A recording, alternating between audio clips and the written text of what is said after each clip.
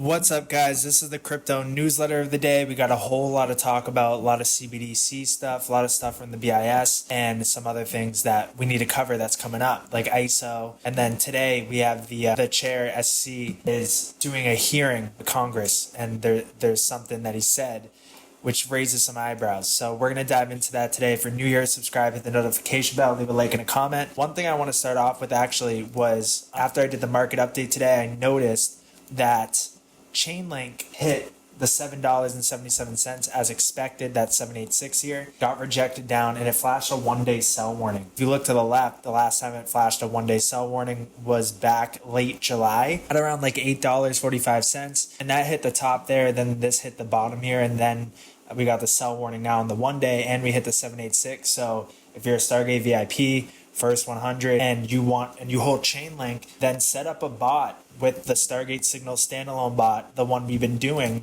for Chainlink, and just set it to 2 instead of 7. So it will scale you out 2 times and scale you in 2 times, just so you don't miss when the signal flashes. You can just have it automatically sell you out of Chainlink when the sell now signal comes in. So I just wanted to make sure Stargate VIPs, you guys set that up if you hold Chainlink. And if you're not a Stargate VIP and you hold Chainlink and you want to get in on these bots, then join the Discord. Link is in the bio. Request me as a friend, Rob at Stargate, and we can set up a call, talk about how we can get you set up with those bots. But let's dive into it. So, daily news here. We had a couple things from the other day, like Bitcoin gains legal recognition as digital currency in China, and then they said that they're going to ban it. So it's all just smoke and mirrors, as the Lou said. But then also MoneyGram unveils non-custodial wallet to bridge the world of crypto and fiat currency with USD and USDC, not based on Ethereum, but based on Stellar. So the global payments platform MoneyGram announced on Tuesday that it's launching a non-custodial wallet to help its users move funds between fiat currency and USDC,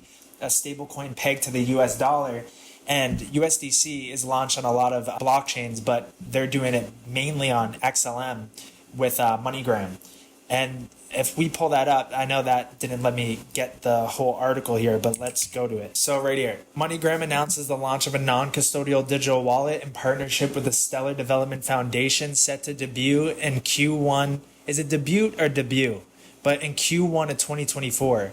So that's coming right up. You know, we're not far off from that. That's January. That's about 2 months away. So really, we're nearing the end of all the pain here and the fog.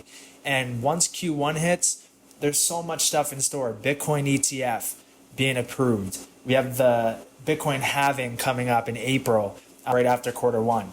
We have a lot of probably regulations going into effect, because December we have the G20, or it's the G7 meeting, and they're going to talk about international coordination of regulation of digital assets. And then you have this. So like they're planning something big here. So the wallet aims to redefine cross-border payments and will be a zero-fee service until June 2024. The wallet will allow users to cash out digital assets at MoneyGram locations and send assets to other wallet users. It will also feature MoneyGram's global compliance screening for all users, and emphasizes that the wallet is part of the company's broader strategy to bridge the gap between fiat and digital currencies while still acknowledging the importance of cash in the global financial system. So that's going to debut Q1 of 2024. So let's go to the next thing here. So then we have this from the B.I.S. So we got, what effect would a retail CBDC have on the banking system, the operational framework of monetary policy, and the economy in the euro area? So I'm going to pull that up, but that's not the only thing, because then they had CBDC in the operational framework for monetary policy. This was released, I think, last night. It's a working paper. No, actually, I think this morning. This one was released last night, which is securing the future monetary... legitimacy, privacy, integrity, choice towards a legal framework for CBDCs. That's from Augustine Carson's. And then I'm going to pull up this, because there's a cybersecurity for CBDCs event coming in November. And then we got this right here talking about interbank foreign exchange swaps. And then I think I pulled this one up already. So we got 1, 2, 3, 4, 5. So 1, 2, 3, 4, 5. Yep, got it. And then we're going to pull up this with Gary Gensler. And then this for ISO coming up in November as well too. Also, we got this with R3 and the World Economic Forum about CBDCs. This was hot off the press yesterday. And then we have a potential government shutdown by the end of this week, which coincides with what Chair Gensler was saying there. And then we have snapshot which countries have made the most progress on CBDC so far in 2023. And then we got this, which is mBridge cross-border CBDC platform prepares for launch. So we're going to dive into all that today. All right, so we got for the first one here, CBDC and the operational framework of monetary policy. So what effect would a retail CBDC have on monetary policy implementation in the euro area, and how would this shape the macroeconomic effects of a CBDC? The introductions of a CBDC could affect the operational framework of monetary policy and the conditions in interbank markets if it brings about a sufficiently large decrease in excess reserves due to the reduction in bank deposits. This in turn could have important macroeconomic implications both in the long run and during the CBDC adoption phase. If we go down here, it says their findings. So our analyst predicts that CBDC adoption implies a roughly equivalent reduction in bank deposits funding. However, the deposit crunch has a modest effect on bank lending and hence on aggregate investment and GDP. This reflects the parallel impact of CBDC on the central bank's operational framework. For moderate CBDC adoption levels, the reduction in deposits is absorbed by an almost one-to-one fall in reserves at the central bank, implying a transition from a floor system with ample reserves to a corridor one. For larger CBDC adoption, the loss of bank deposits is compensated by increased recourse to central bank credit as the corridor system gives way to a ceiling one with scarce reserves. There we go. So let's see if they have anything else in here. Nope, doesn't seem like it. So let's go to the next thing. There's a full PDF on it. I'm not going to go through it. It's 59 pages. But if I find anything in here, I'll pull it and I'll put it in the Discord. So if you want to get in the Discord, links in the bio. There's definitely probably some stuff in here that we can pick out. But I'm not going to do it right now. So we have the next thing, which is legitimacy, privacy, integrity, choice towards a legal framework for central bank digital currencies. And this one I've read actually last night when it was released, and it was pretty big in the verbiage here. And this is Augustin Carsons. He's the general manager of the B.I.S. And let's read through this whole thing here. So, good morning and welcome to today's conference. We are looking forward to simulating discussion of the important legal questions that must be addressed if CBDCs are to become a core part of monetary systems, whether in wholesale or retail form. Importance of CBDC. Before addressing the legal issues, I'd like to talk about CBDCs more fundamentally. A key role, perhaps the key role, of central banks is to provide money for society. Currently, they do this primarily through the provision of cash and central bank reserves. In practice, these account for only a small share of the money used by the public. The bulk of it consists of commercial bank money in the form of bank deposits. Even so, central banks play a pivotal role in ensuring the public's trust in money. It is this trust that makes commercial banks' money useful as a means of payment in our societies. Central banks create trust in several ways. They regulate and supervise the payment systems. They control the economy's unit of account. They provide for settlement finality. And the central bank also underpins the solvency of the banking system as a whole. As a lender of last resort, the central bank provides emergency liquidity to the system and mitigates against potential bank runs. Taken together, these actions uphold confidence in the safety and value of money. They ensure that a dollar is a dollar, a euro is a euro, and here in Basel, the franc is a franc, whether that dollar, euro, or franc is a banknote or a deposit. This apparently simple concept, the singleness of money, is extremely important. If singleness were ever to be in doubt, people would run for cash. Individual banks and ultimately the whole system would be under threat. And relatedly, central banks guarantee the finality of settlements in central bank money, providing assurance that transactions are final and irrevocable even if parties to the transaction go bankrupt or fail. As the defender of the value of money, central banks have a responsibility to ensure that money is available in forms that meet society's needs and expectations. The current monetary system based on cash and commercial bank money continues to serve society well, but it needs to evolve. Cash use is declining. Users are increasingly demanding new forms of money. Advances in digital services are highlighting shortcomings in existing systems while raising expectations about what money should do. People want their money to be digital and programmable. I don't know about that, but they want it to be able to transfer it cross borders quickly, cheaply, and safely. The private sector has sought to meet these demands by issuing new forms of private money. Examples include unbacked cryptocurrencies and stablecoins. While they have achieved some popularity as speculative investments, these financial instruments are not money. They do not offer the backing and protection of the central bank.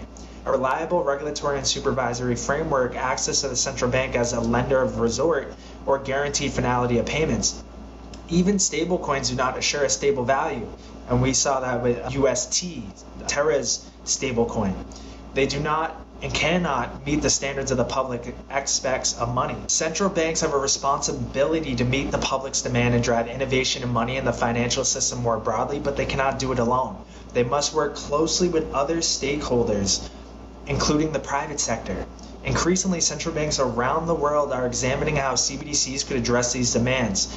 93% of central banks from 2022 were engaged in some form of CBDC work. 93%.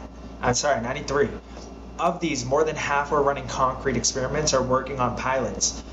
Some central banks are focusing on wholesale CBDCs, intended for settlement of interbank transfers and related wholesale transactions. Wholesale CBDCs have vast potential in the areas of automation and risk mitigation. They could in effect make central bank money programmable, for example, by providing that settlement will occur if and only if certain conditions are met. Wholesale CBDCs would also facilitate the development of more sophisticated financial products for retail purposes such as tokenized deposits. The resulting system would likely resemble today's two-tier banking system. This is the part that I read last night. I was like, whoa.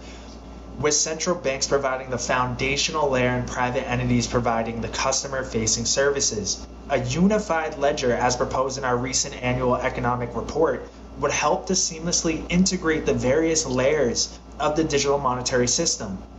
In time, it could even be extended to allow for simultaneous and instantaneous settlement in central bank money across asset classes.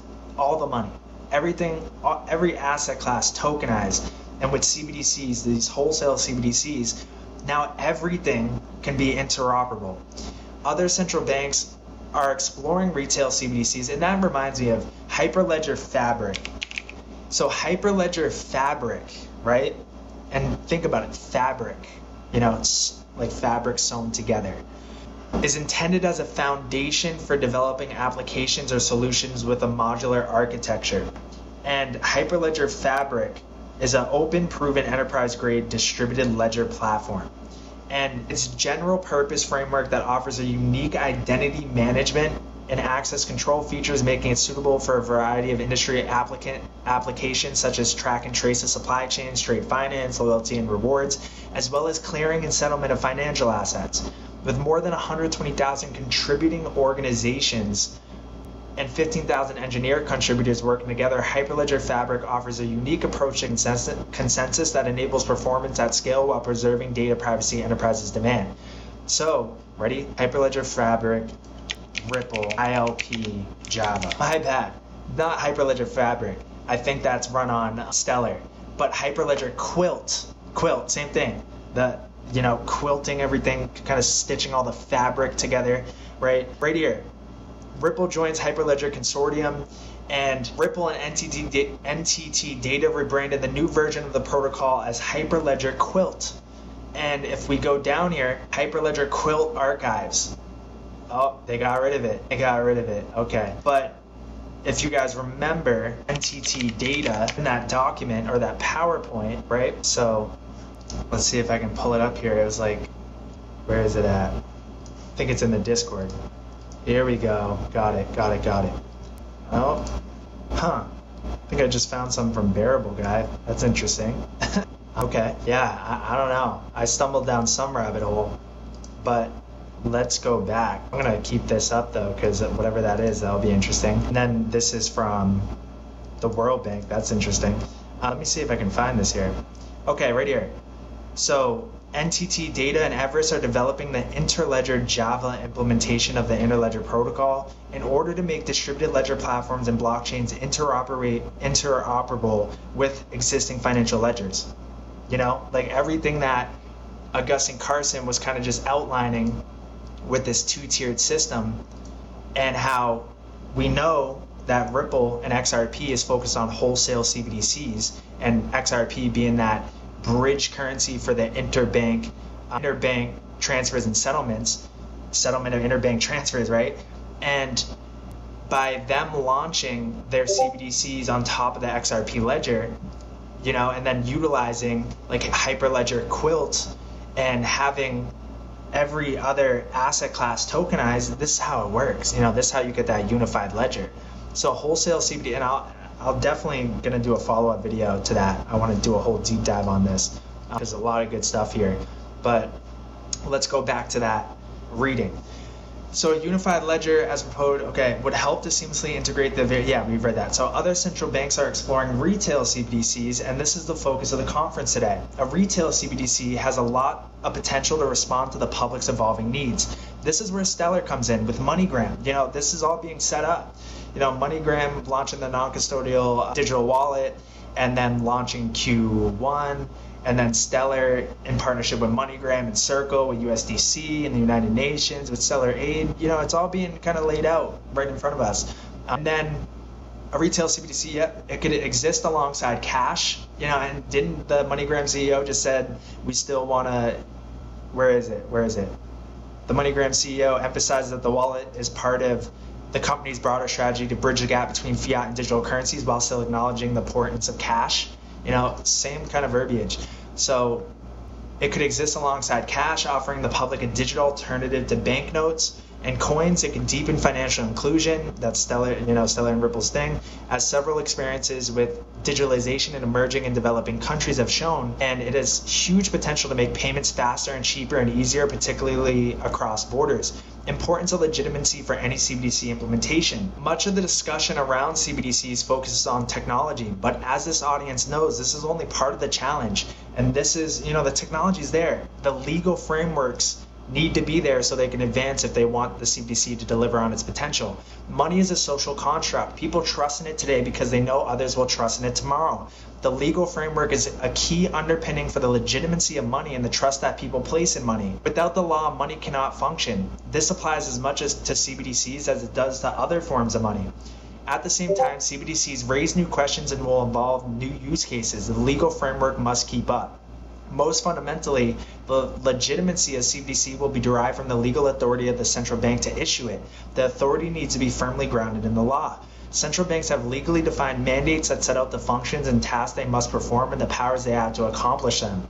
In most countries, laws are specific about the kinds of money the central bank can issue.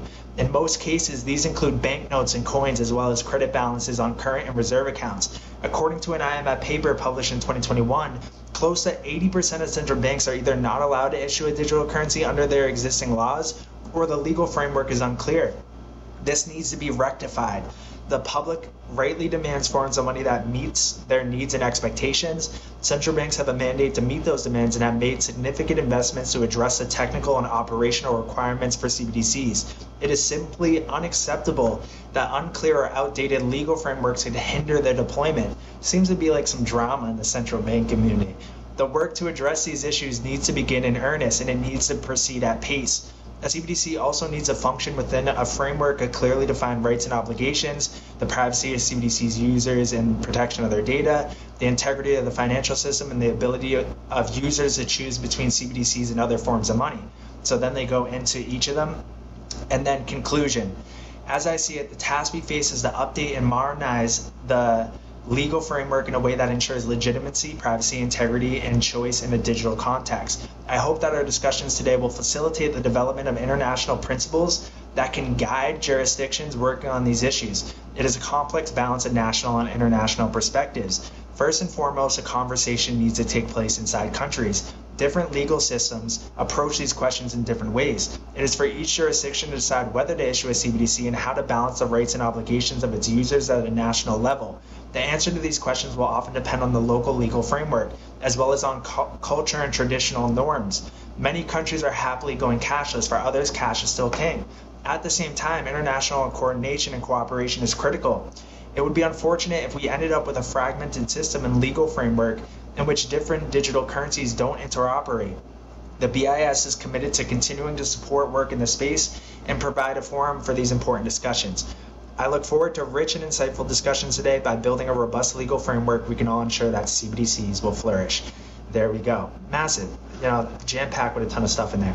So in November, securing the future monetary system, cybersecurity for CBDCs. So on November 8th to 9th, they're going to be hosting their first cybersecurity for central bank digital currencies conference. There's going to be a whole lot of stuff there, but we will save that when we get closer to it. Then this is banks' positions in foreign exchange swaps. This is talking about the world's largest multi-currency cash settlement system, CLS. There has been kind of people finding a partnership with like Ripple and them, talking about derivatives and just like combining CLS and B.I.S data to help track global dollar flows via foreign exchange derivatives and key currency pairs. Yeah, so we're not gonna fully go into this. This is very technical. I don't want to bore you guys with this, but as you can see, they're plotting this all out. Let's see if there's anything down here. Nope. Okay, so let's go to the next thing. So Bitcoin and Ethereum technical analysis. Bitcoin Ethereum rally as the U.S. government shutdown fears worry stock market. So there could be a potential government shutdown this Friday if they can't come to an agreement with whatever they're trying to agree on this time. And that coincides with what Gary Gensler said today. In terms of the markets, I would say if companies are planning to go public or raise funds, they want to go effective before Friday if they're ready to. If not, they'll be in a subliminal state where they can't access the markets because the government will be shut down. And ain't that kind of weird, because Friday's the proper party and there's speculation of potential announcement. Not saying there's going to be, but just funny how everything the world is weird. But let's play this real quick. And they're just really dedicated public servants. In terms of the markets, I would say if a company were deciding to go public or raise offerings, they'd want to go effective before Friday if they're ready to.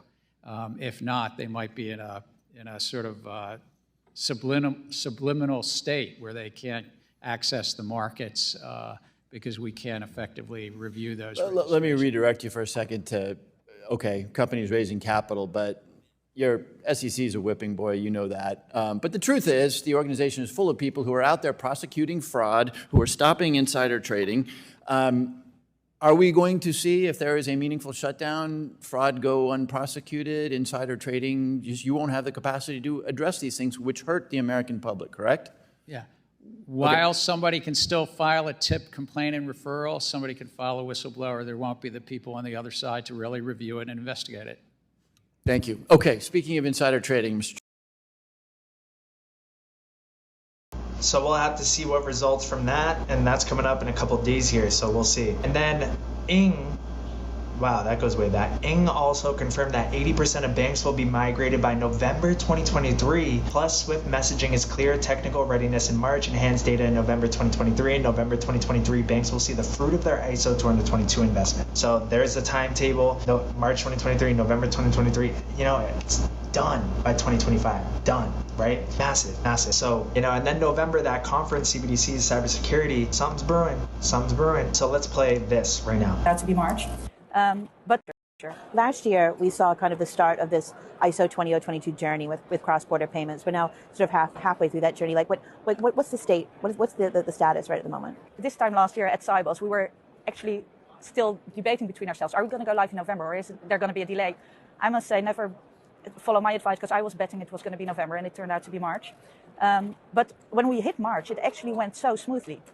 We were recalling the other day that actually everyone in our teams were ready for a big crisis weekend, and it went so smoothly. The introduction of CBPR Plus, but also in Europe, of course, the Target 2 settlement system went into the ISO mode. So we've had the first hurdle. It's there, it's live. We see adoption starting. As ING, we send out about 80 or 90% of our international payment traffic in the new MX format. We see on the incoming side, it's still around below 20%. We are really in a transition phase. We've made a start, but between now and the end of 2025, we still need to invest as an industry to really reap the benefits, because I think that's important to keep in mind, coming back to the point of focusing on where the value is for our customers. ISO has a promise of really improving the predictability of international payments, because there's less false positives in the screening. Payments will arrive earlier. In order to reach that, we need to really adopt the richer format and fill it with the right information in order to reach the benefits that it. There we go. So that's going to be going down pretty soon here.